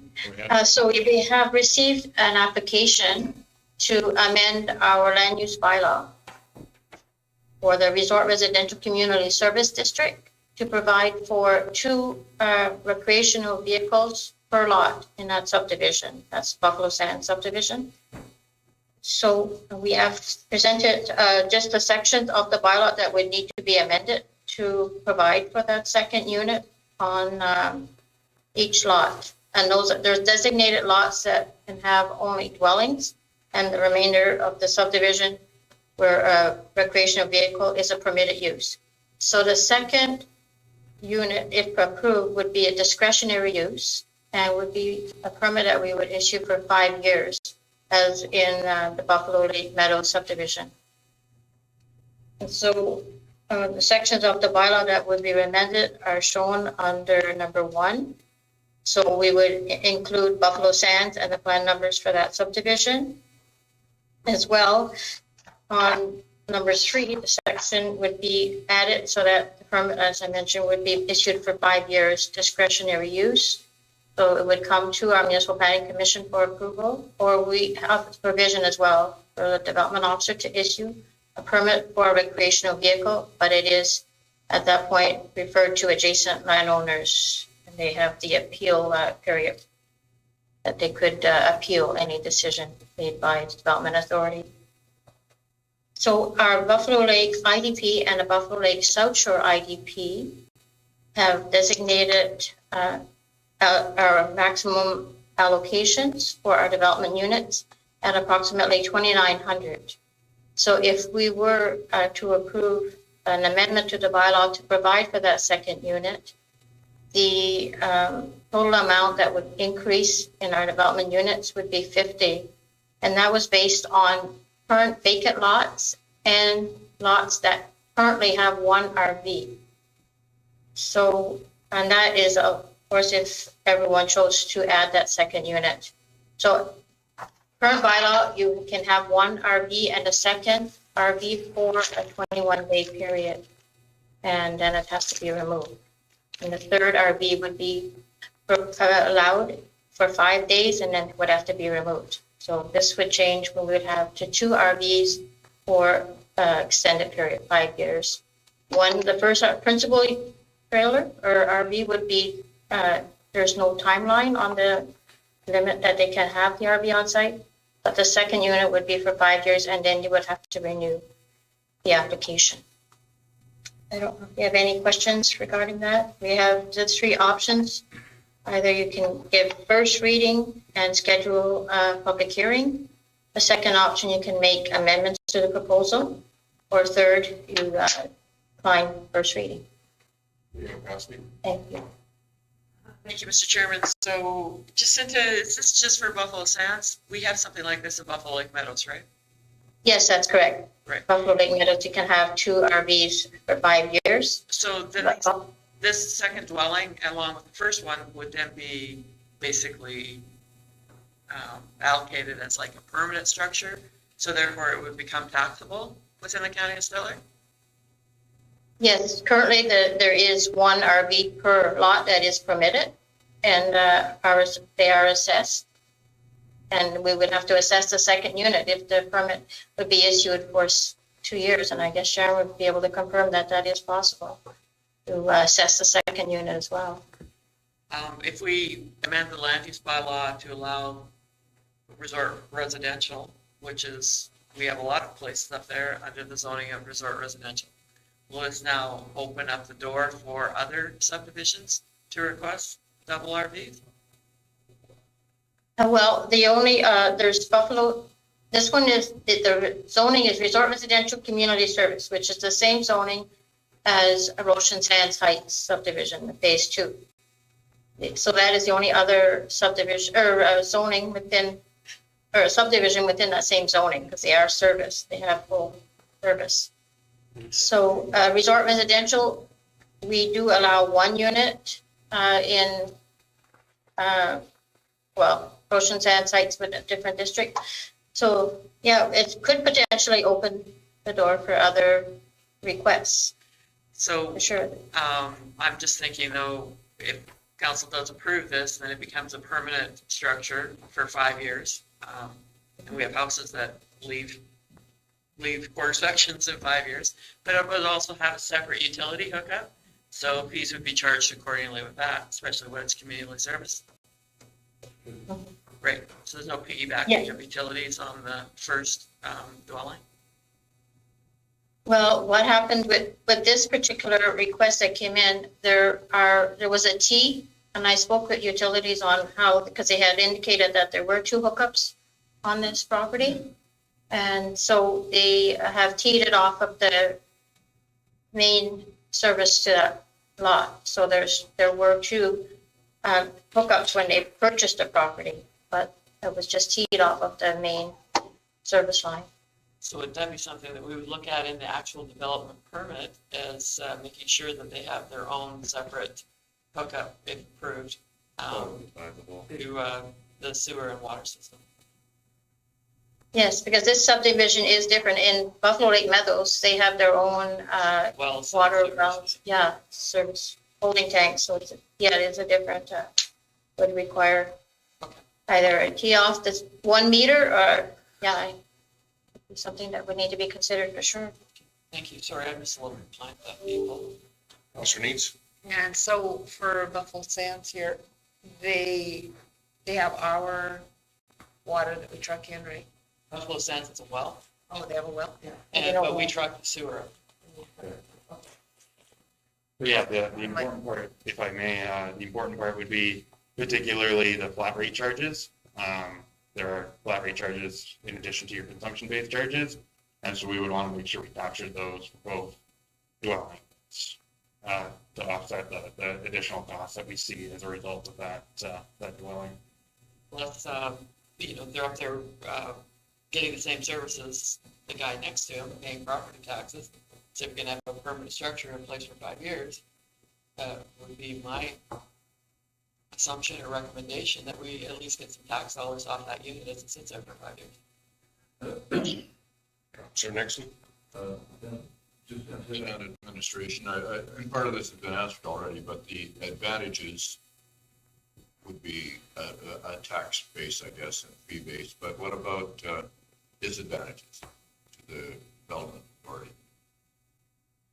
Well, you start knocking off your development unit capacity, right? So if you allow 2 units on each lot, then of course you're dwindling down the available units that you can have. I don't know, we've still had quite a few, but, one day all of a sudden you could have a real surge for people that want to build or put trailers or cabins or something up there. You're getting the same, they're gonna get the same level of service. But I don't think that's that big a deal. At least if we're getting tax dollars, it helps offset the cost of the services.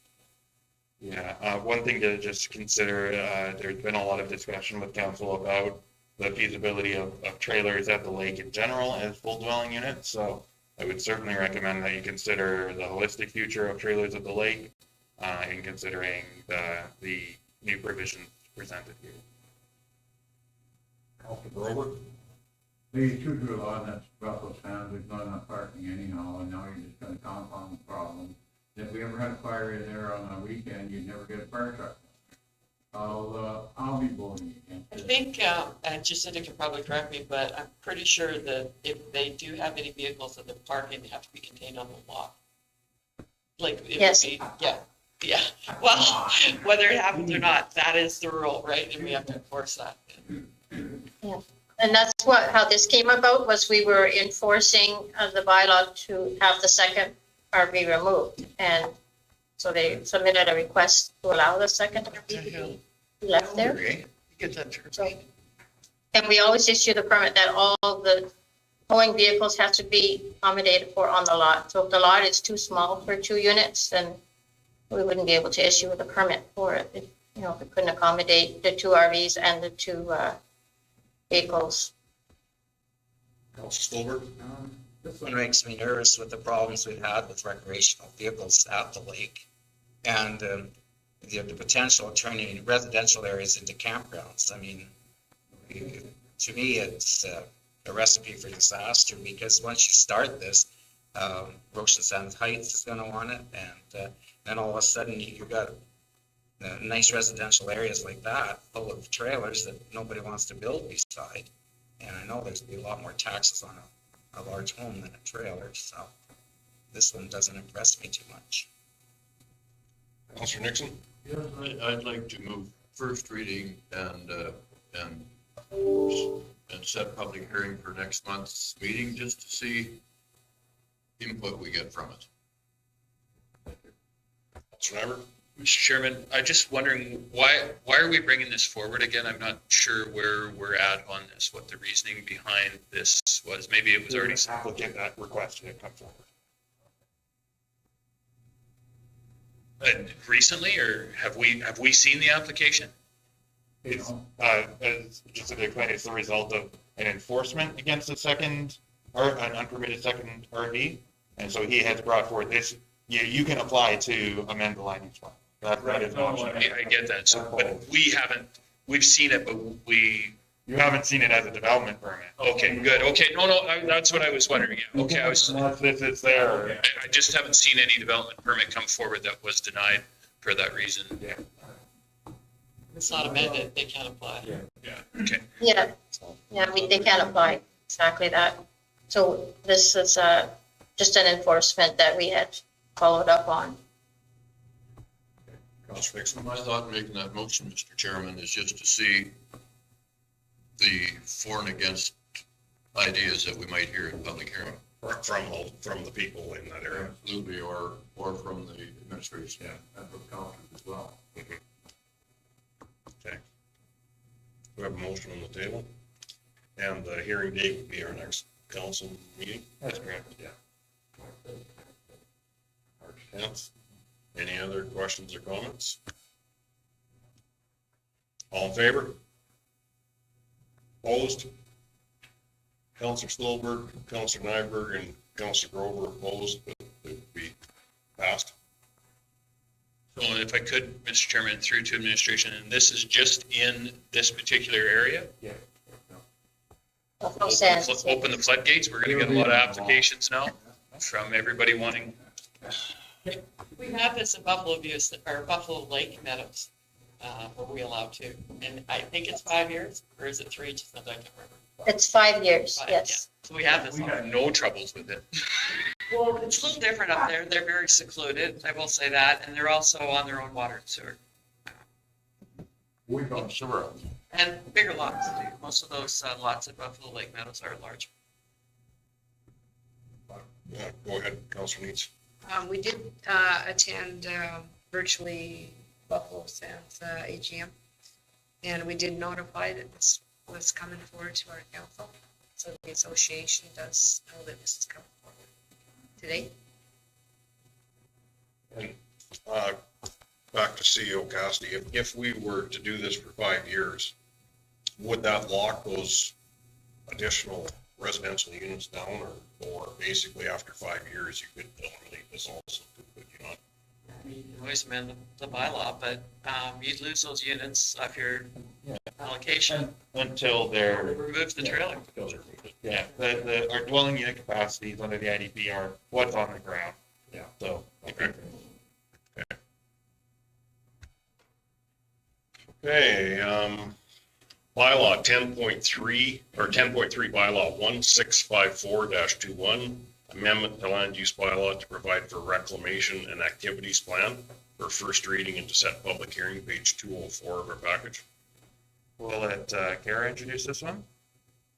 Go ahead, Kara, please. Thank you, Mr. Chair. So what we're proposing is to amend the land use bylaw to provide for the inclusion of an activity plan in section 60.8 subsection 2, and by revising section 8.1 to provide for the inclusion of the definition of a land reclamation, and then to further revise section 65 to include to include the definition of land reclamation, to include regulations for land reclamation, and then to amend each land use district to include land reclamation as a discretionary use in each of the districts. So the reasoning behind this is that for the last several years, we have included the requirement for an activity plan in development permits, particularly for sand and gravel extractions, but also in other areas.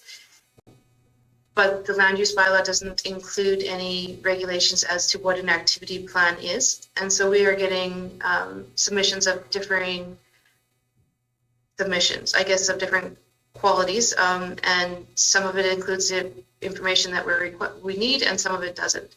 So we would like to clarify what needs to be included with an activity plan.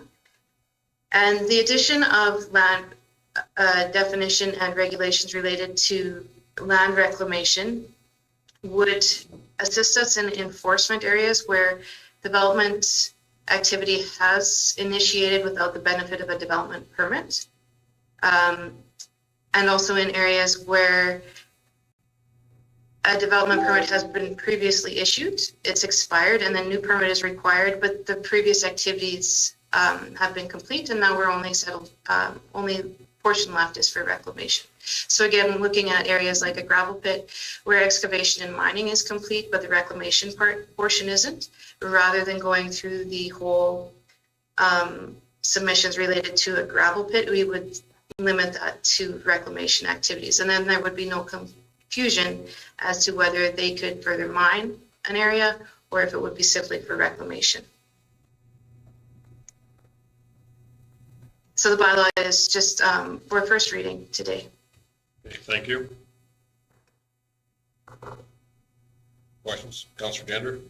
When they apply for the pit, who is it that documents like the depth of the topsoil and subsoil? Do they have to hire an accredited person, or can they go do it themselves? I'm sorry, I couldn't hear that question. Me? When you apply for a gravel pit permit, on the second page, like they do say that you should have the topsoil depth, subsoil depths. Who is it that documents it? Is it going to be an accredited evaluator to be able to do these? Because like in the oil patch, when you go to reclaim a lease, you have to have at least 80% of the topsoil returned back. So who is it that really take checks on this? So when the submissions are given to us, when the reports are required, we had recently amended section 17 of the land use bylaw to require that the report or study is prepared or reviewed by an expert or a professional to the satisfaction of the development authority. So we would have a look at what was submitted, review that, and then determine if it was satisfactory or not at the stage of development permit. Before we would accept the application as complete, we would have that information available to us. This has just come into effect here fairly recently then. Yeah, that was within the last couple of months. Thank you, Carol. I just wanted to point out, so the land reclamation is specifically intended to be a little easier than opening a gravel pit. Cleaning one up shouldn't have the same amount of red tape than mining one does, so that's why we're introducing this use. Previously, other works could be done just through section 16 of the bylaw, which allowed for developments deemed approved. But we no longer allow site grading and stuff that reclamation might have fallen into. And in this case, we brought this forward after receiving an application for the renewal of a gravel permit for an operator that was done operating a pit. He only needed to reclaim it. And we looked at it and we thought, wow, this doesn't make a lot of sense to make you go through the same hoops you'd have to go through to open the pit. So that's why we're primarily what instigated us taking a look at an additional use for reclamation. And Kara has a And I just want to add to that, in that a gravel pit is an easy example of why we would need the definition of the land reclamation, but it wouldn't be the only example. There is also other areas in which we have a development started without the benefit of a development permit, where we could issue a stop order. And as a requirement of that stop order, we would require that they apply and receive and have the issuance of a development permit for land reclamation, which would give us the ability to hold tighter regulation on what reclamation actually would be. I like making the reclamation piece more user-friendly, and I'd like to move first reading on this one. Thank you. Any other questions or comments?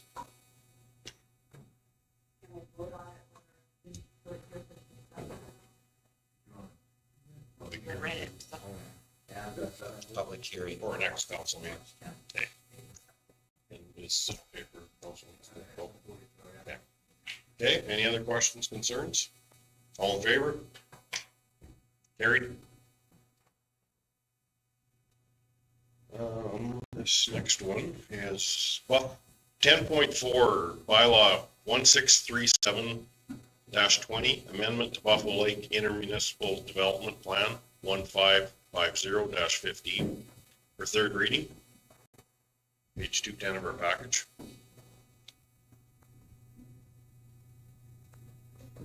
Thank you, Mr. Chairman. Let's go ahead, Jacinda, please. So we have reviewed this document in the past. This third reading was postponed until all the municipalities within the Buffalo Lake IDP had given the document second reading. So now we have confirmed that all municipalities have given second reading, so we can proceed to third reading of the bylaw. And we want to go through the various amendments we can, or if you're comfortable with content of the amendments, we can move to third reading. Hey, councilors, do we need to go through the amendments or are we comfortable? We've been, Jacinda, correct me if I'm wrong, but there have been no changes between second reading and third reading. No. All municipalities gave the document as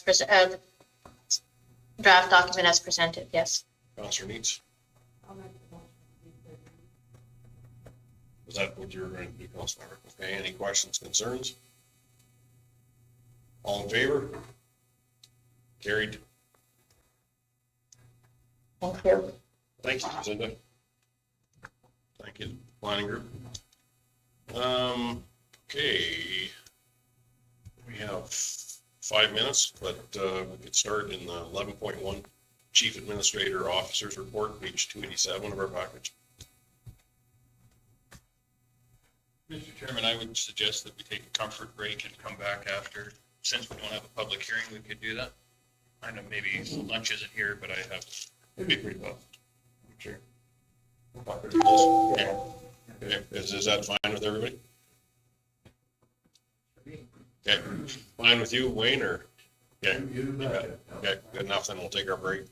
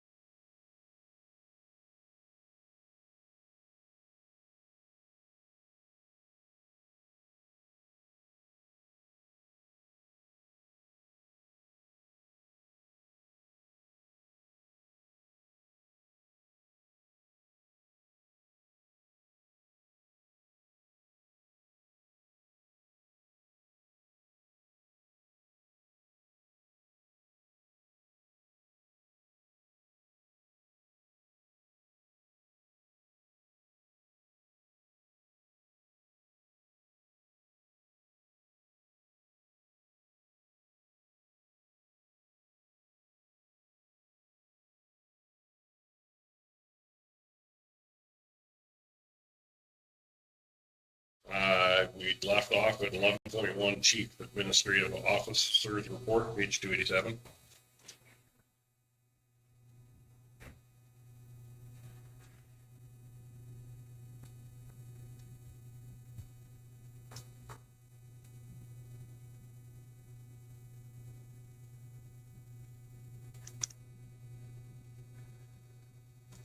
Any questions on that? Give me enough pictures? I like the pictures. None from my end. Is everything you got done in your area last summer? No, it's too far out. I move that the administrative officer's report is received for information. Anybody have any questions?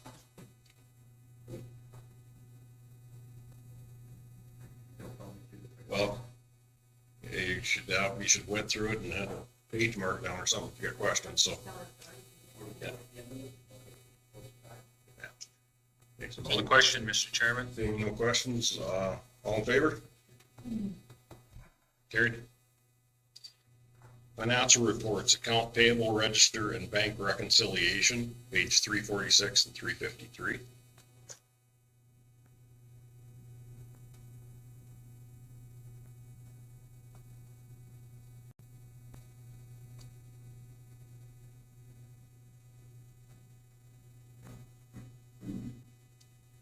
Questions, Councilor Meyer? Mr. Chairman, I'll move them. Okay. Any questions on it? Councilor I have Jenner? 3 questions, but I believe Okay, would you direct them through council? Go forward, still please. Chris should just respond back to you. I didn't even look. I can send him up right now. Yeah. I got a copy of that. Yeah. Yeah. Okay, if there's no other questions, call the question. All in favor? Carried. Counselor fee sheets, page 354.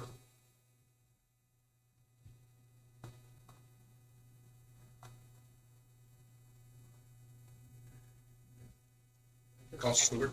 Question, I guess, if it matters for the ASB conference, if it's listed under a regular day or a conference day for county TV purposes, it's, some of them are town conference, I see Larry's is regular. Yeah, no, I noticed that last night. I don't know if it makes a difference or not. It's the It same. doesn't change the. Yeah, Change the the background thing, we'll make sure it's rectified in which GL it goes to, that's all. I guess in future, conferences cost you X amount. Yeah, that's exactly how we track it, yeah. Yeah, no, and I should have, No, I'm sorry, I didn't pick up on that. One meeting, is that the same? Is that a conference or is that a meeting? Meeting. Yeah, we wouldn't normally call that a conference. Tough to tell the difference these days. I will move the fee sheets. Any other questions on any of the fee sheets? Last, Councilor Stewart. Okay, I'll call the question. All in favor? Carried. Councilor committee reports. We've got 11.41 FCSS, 11.42 Clean Farms, 11.4.3 Stetler Health Foundation, 11.4.4 Stetler District Ambulance Association, 11.4.5 Battle River Research, 11.4.6 NRCB, Peel, and then 11.4.7 was library that Councilor Stillberg going to give a verbal update for. Sure, I can. The library is close to public access with the COVID restrictions, but they've been open in many other ways, serving the public through curbside pickups and outreach delivery to senior homes and how-to-write colonies, the online programming, and they did, even like things like photocopying and things like that, they'll run down and get it and print it and run it back down for people if they can't get it done anywhere else, sort of thing. So, I mean, and for some reason, libraries are way down the list in the opening schedule of the province, so I can never quite understand that one, but anyways, they're doing a lot of work yet. And the finance committee will be meeting with the library manager tomorrow to rework their 2021 budget. And I guess even with these COVID restrictions, items lent through the library have been topping well over 9,000 items every month for the last 3 months. The library applied for the 10% wage subsidy through the Revenue Canada program, and they qualified for that one. And they're still having roof issues. This time, tin decided to part company off the roof in some of those windy days, so that'll have to be, I guess, properly fixed. It'll be leaking. I know they went up there and weighted it, but it seems like it's leaked a few times, and now it's having a few more issues with the roof. But I mean, that's not the library's financial responsibility, at least. Councilor Grover? Would that be the town's problem? Yeah, it's a How town. about they renting the space over there? Yeah, they look after it. It's just the only issues when the leaking part, it damages books. I mean, not this time of year. It's not gonna do that, but But in the spring, it sure would. yeah. Yeah. Where's the problem with, like the pool was built on there? The last one was a lot of it, when the engineer looked at it, it was just lack of maintenance. Keeping the water up. Now we got a new building, now we're back at it. Yeah, it seems like we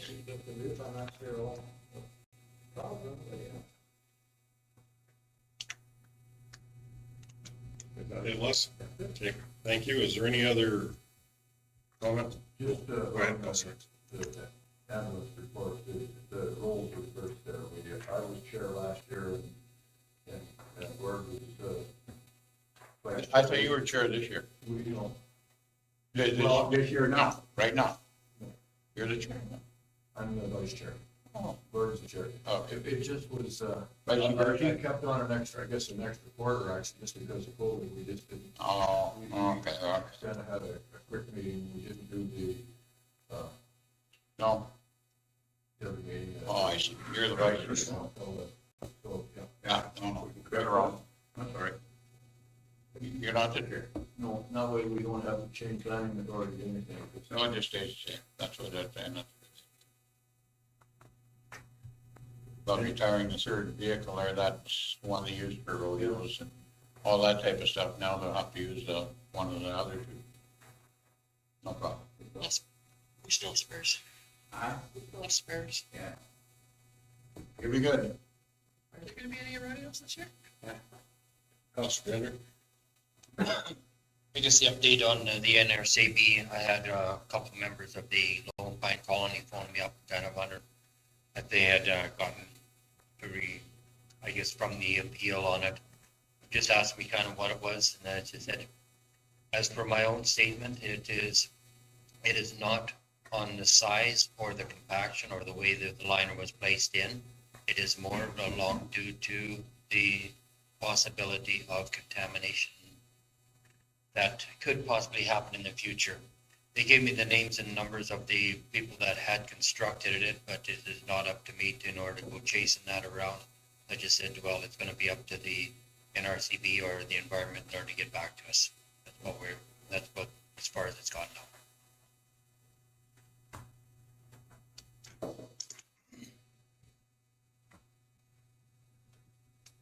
Any other questions, concerns, or comments? I'll move that the committee reports be received for information.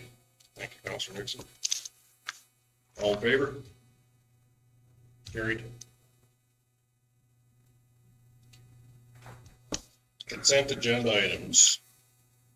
When we run through each of those, there's quite a list of them. We run through each of them separately, or did everybody review them and want to accept them?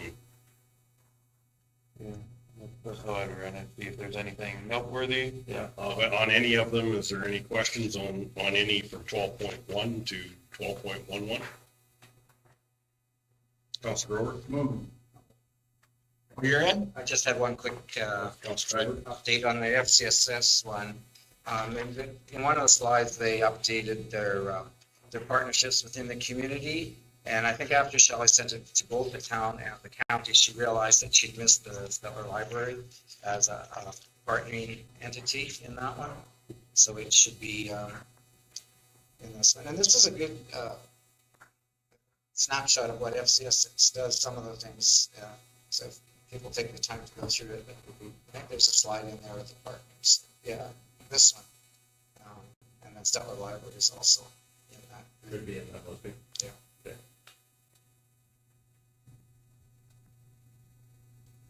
Any other questions on either? Counselor Tanner? Just freehold, is it, they're putting in a pipeline, are they connecting in existing wells?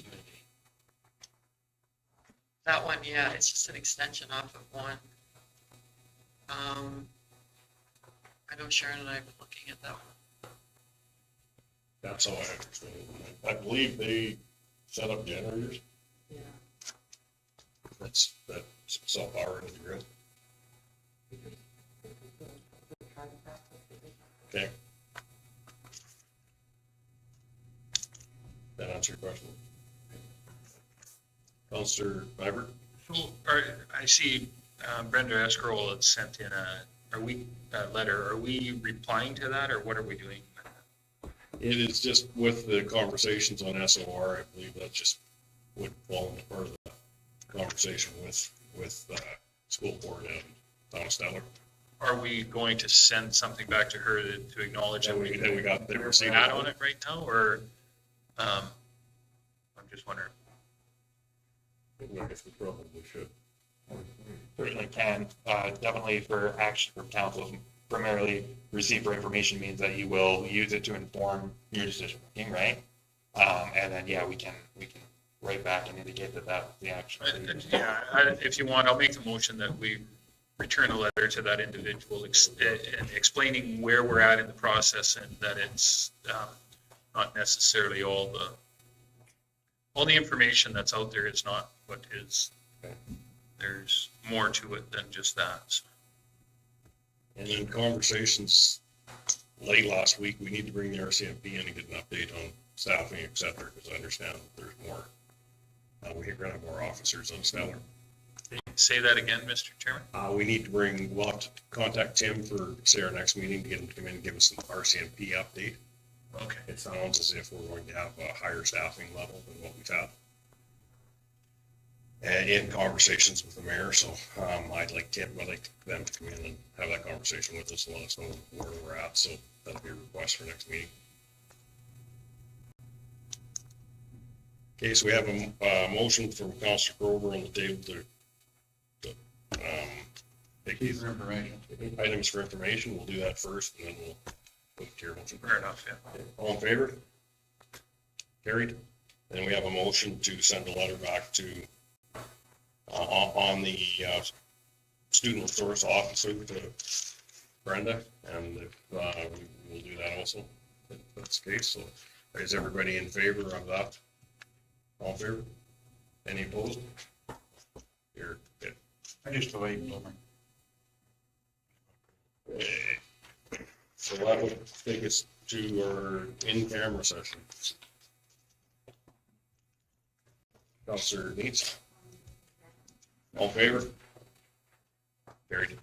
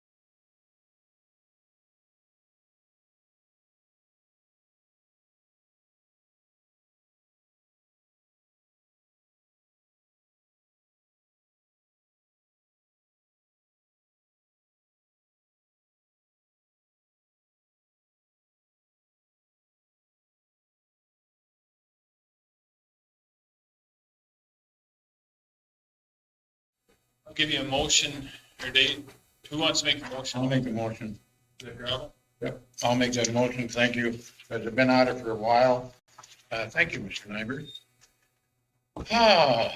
We can, a meeting on. 13.1, gravel Just to instruct administration to move I don't- forward with what we discussed. on the gravel land purchase, to move forward with the county's blessings. Thank you. And do what you gotta do. Make the deal. Thank you. All in favor? Carried. And I'll give you the motion to go ahead with the sale of the 2 lots in Erst. And advertised. For staff recommendation then? Staff recommendation. Okay. Any acceptance, comments? Okay. All in favor? Carried. Next meeting is Wednesday, March 10th. And Councilor Grover, adjournment. All in favor? I'm opposed